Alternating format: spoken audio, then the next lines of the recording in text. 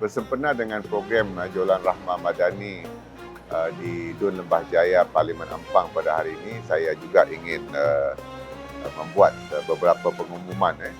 Pertama adalah berkaitan dengan skim harga maksimum musim perayaan Aidilfitri.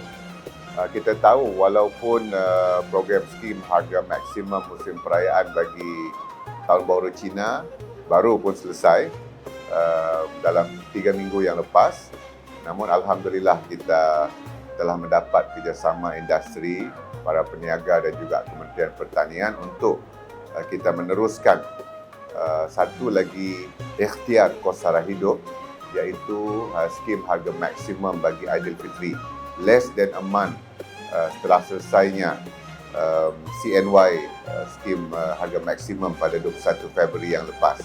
Jadi untuk skim harga maksimum musim perayaan Aidilfitri ini akan bermula pada 14 hingga 28 Mac 2026, iaitu selama 15 hari, 7 hari sebelum 1 Syawal, 1 Syawal sendiri dan 7 hari selepas 1 Syawal.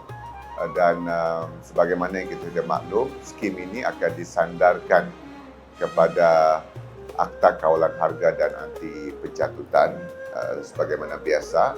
Dan dari segi jenis barangan pula, keseluruhan terdapat 27 jenis barangan, itu SKU yang akan terlibat.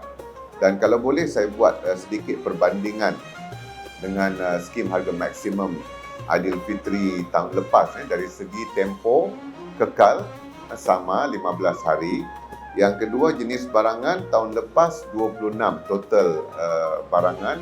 Tahun ini kita tambah menjadi 27 jenis barangan.